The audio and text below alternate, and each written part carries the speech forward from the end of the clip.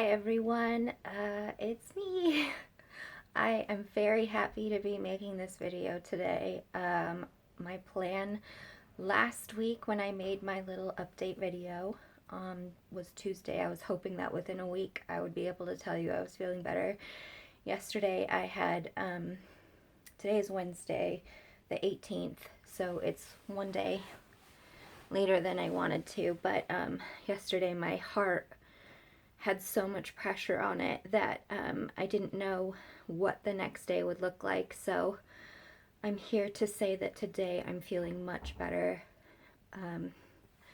As you can tell, I'm still a little bit short of breath and my throat is still froggy. I've had a nice breakout because my kidneys have been working overtime. I have not been tested, so I'm not going to sit here and say that I have the coronavirus, but I have read many accounts of people with symptoms that have been confirmed cases, and my experience is very similar, except for the fever.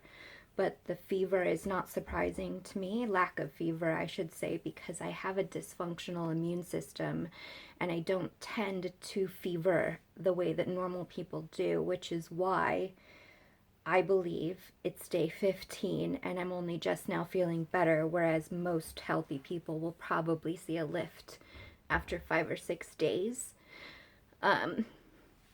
So I think without the fever, it just takes much longer for my body to tackle the virus. But again, I don't know if I should assume that I have had it or not. I have been making the assumption so I could self-isolate, and that includes social distancing from Matt. We live in the same apartment, but we've been sleeping in different rooms. We've been taking shifts in the kitchen to make our own meals. And of course, I'm in bed 90% of the time anyway, so I am feeling better and I'm very relieved because yesterday was a bit scary. The first week I went through 111, they said they are only testing people who are traveling and people who had direct contact with confirmed cases. The second week I contacted 111, they said, we can't do anything further until you need to be hospitalized. Basically, you're on your own. And I did call them again yesterday because I was so concerned about the pressure on my heart. I know people say they feel like their lungs are being squeezed, but for me it was my heart. And my kidneys were aching that I was quite concerned, and my GP's office has closed to new appointments, and they don't want to see people who have suspected coronavirus anyway because it's so contagious, so I had no options.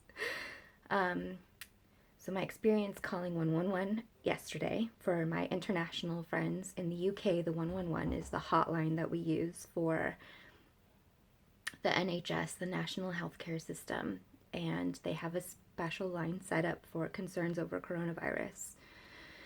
And I called them. I was nearly in tears.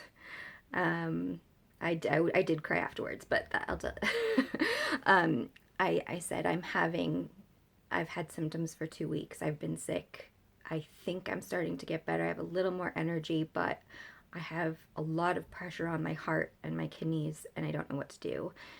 And she said, COVID-19 only lasts 7 days, so you don't have it. I know that that's bullshit because of a lot of the accounts that I've read and information I've heard from different resources. So that didn't give me a lot of faith. And I said, okay, so should I call my GP if I don't have COVID-19 and I have these symptoms? And she said, GPs aren't taking appointments. They're not taking patients right now. And that's when I nearly cried, and I said, so I'm on my own. And she took a minute, took a breath, and she said, well, you can try ringing your GP's office. Tell them you've been isolated for 14 days and that you've called 111 and see if they'll do anything. After that, I got off the phone and I just cried because I have had so many experiences over the last 14 years of having my illnesses being dismissed that, it was very triggering for me, and people with chronic illness will understand that. So I didn't bother calling my GP because I didn't want one more experience of being dismissed. I don't want you to lose hope over this. It's very scary to know that if you have new symptoms, it's going to be difficult to get any medical help. Doctors and nurses are bracing to be on the front line of emergency services.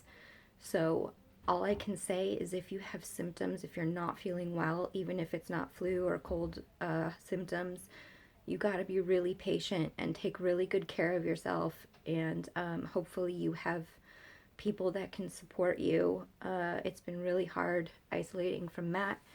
We haven't had a hug or anything in 2 weeks. Last night he pulled up a chair to the door so we could watch a TV show together. But hopefully if my cough stops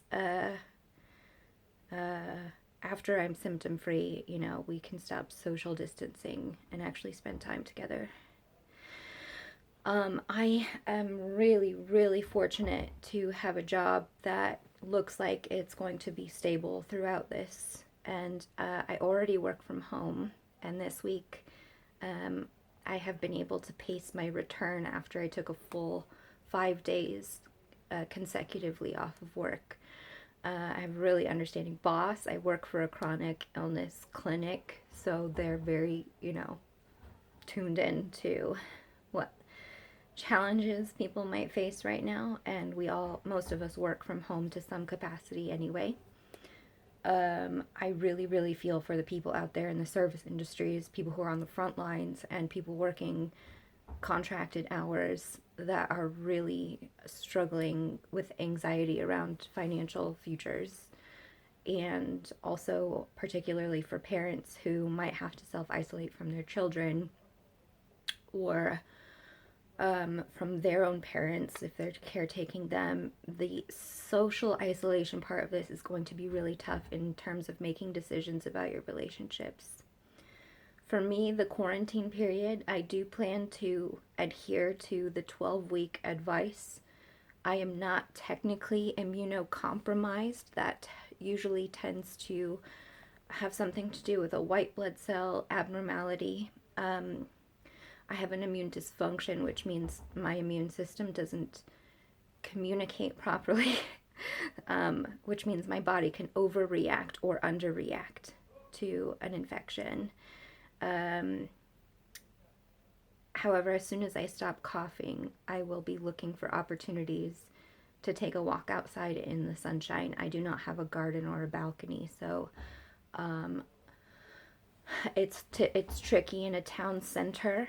But if I try and go early in the morning before anything opens, I mean, streets are clearing out right now anyway, so I should be able to keep social distance, not just for me, but for other people, because who knows, if I don't have the coronavirus, I could be carrying it at any time. Any of us could. Oh, man, still kind of hard to breathe. So the differences between this illness and other illnesses I've had, I have had chronic bronchitis before. When I was in high school, I got acute bronchitis, and it continued to be exacerbated because I was a swimmer, and the chlorine was irritating my bronchioles. So I had chronic bronchitis for like a year. And the difference was that I was continuously coughing because there was irritation in my lungs. With this illness, there wasn't irritation in my lungs. The cough was more about pressure. And there is a bit of, feeling in my throat like I need to cough. But I don't have the itch of the bronchioles. Some people I know are experiencing that right now. So it's just different symptoms. For me, it's been pressure on my heart. Even now, there's like some tenderness. And started with headache. And I don't usually get headaches. That's not a typical symptom for me. I have a lot of brain fog and I have neck aches from my brainstem, but I do not get headaches typically. And I got headache, and then I had a very weird symptoms, which was pressure in my eye that felt like something was pushing through from the back of my eye, and I've never had that symptom before. And then That was like Tuesday.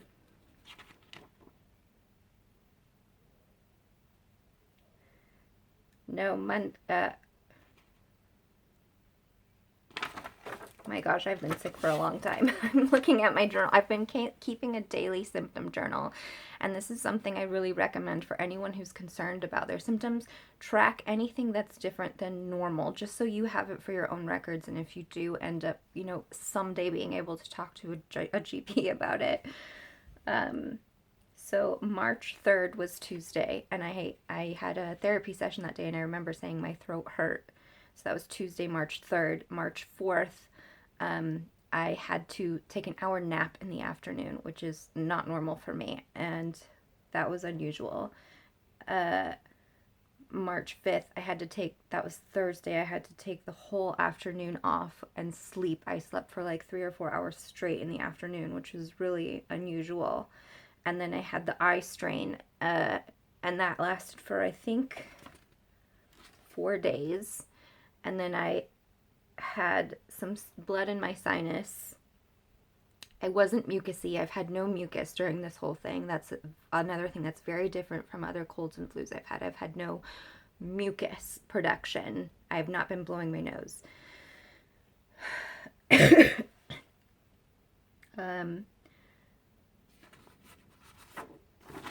Yeah, so that's when, the throat kind of moved into my chest, and I think I got a cough after 4 days, and the cough has been there since.